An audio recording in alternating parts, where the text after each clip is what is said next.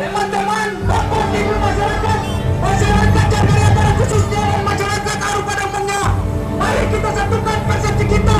Kita bangga jabatan yang hanya dipergunakan oleh jabatan.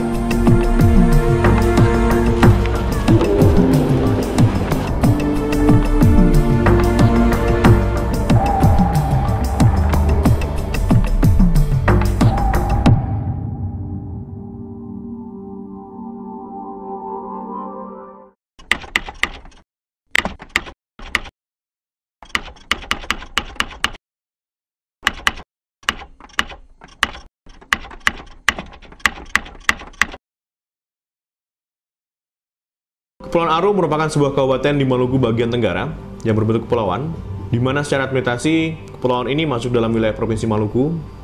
Namun jika kita melihat secara ekologi, Kepulauan Aru merupakan bagian dari wilayah Papua. Hal ini bisa kita lihat dengan adanya flora fauna khas Papua yang berada di wilayah Kepulauan Aru, seperti cendrawasih, kayu merbau, dan juga kanguru. Jika kita lihat secara sekilas, Kepulauan Aru tampak seperti satu buah pulau besar yang ada di timur Indonesia.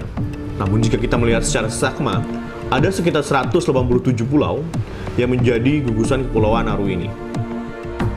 Hasil perusahaan kami, hanya ada satu pulau yang luasnya lebih dari 2000 km persegi.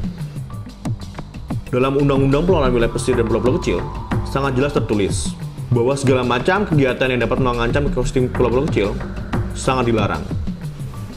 Pulau-pulau kecil memiliki sistem sirkulasi air yang sangat cepat. Jadi jika terjadi penghancuran hutan di wilayah pulau-pulau kecil tersebut, ini akan mengancam sistem sirkulasi air yang ada. Kami dari Forest Indonesia sangat menolak apabila ada kegiatan yang akan menghancurkan hutan di pulau-pulau kecil. Tidak hanya di Kepulauan Aru, tapi juga di seluruh pulau-pulau kecil yang ada di Indonesia. Dari hasil interpretasi Citrasat yang kami lakukan, 83% wilayah daratan Kepulauan Aru berupa hutan alam. Hasil kajian ini kami tindak lanjuti dengan pengecekan langsung di lapangan. Hasilnya memang benar bahwa sebagian besar daratan Kepulauan Aru berupa hutan alam.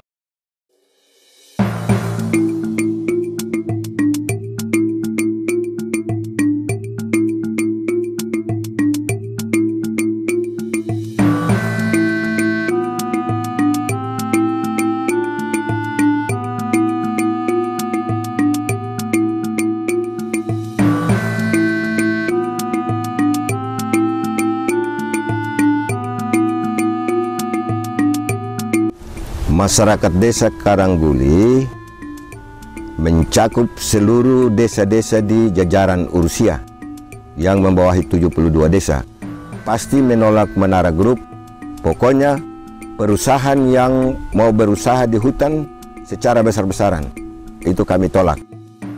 Yang disebut Urusia adalah terdiri dari 72 desa. Namun 72 desa tidak melekat pada tanah besar, tetapi ada yang pulau-pulau kecil. Sehingga kalau tanah besar dihabiskan, berarti masyarakat Kepulauan Aru teristimewa. Desa-desa Urusia akan mati hidup. Artinya hidup itu tidak sama sekarang ini. Karena hutan kami sudah habis. Berarti kami mau berburu, kami mau nokok sagu juga tidak bisa. Karena dusun-dusun kami sudah dihabiskan.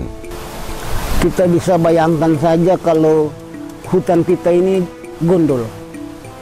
Lalu generasi kita berikut mereka mau bangun rumah kayu susah. Lalu kalau sudah begitu, dia berdampak ke hasil laut juga. Habitat laut, karena ini pabrik besar-besaran. Jadi tanggapan saya terhadap PT Manara Group ini memang dia berdampak sangat negatif sekali bagi masyarakat Aru ke depan.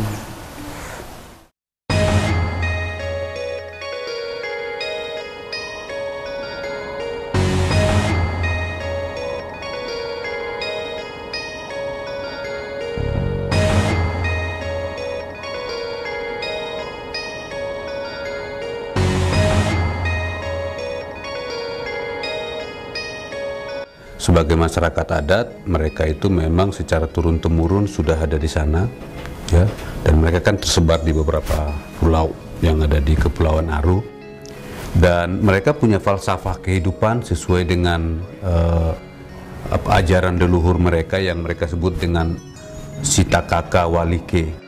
Inilah basis kehidupan sosial mereka untuk menjaga harmoni, untuk mengelola interaksi di antara mereka, baik di antara warga di Kepulauan Aru, juga bagaimana berhadapan dengan pihak-pihak luar.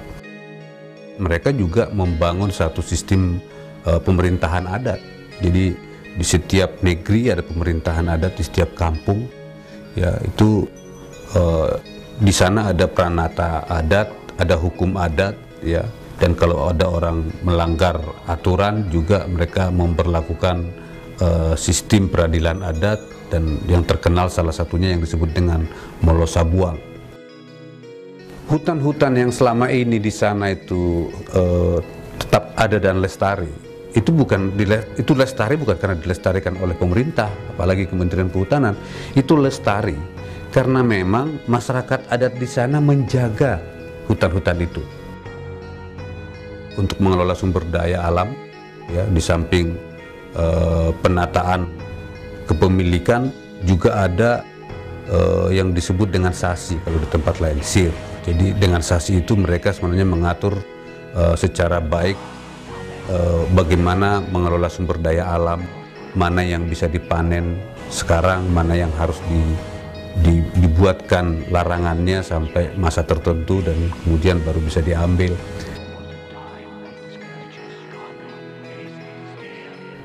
Jadi sebenarnya dengan putusan MK 35, ya, hutan adat yang ada di sana itu adalah hak adatnya masyarakat adat yang ada di Kepulauan Aru.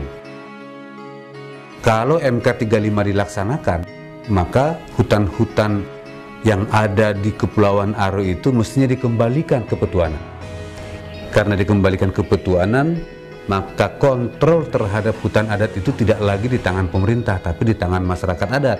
Kontrolnya dalam hal pengelolaan tentunya bisa sama-sama.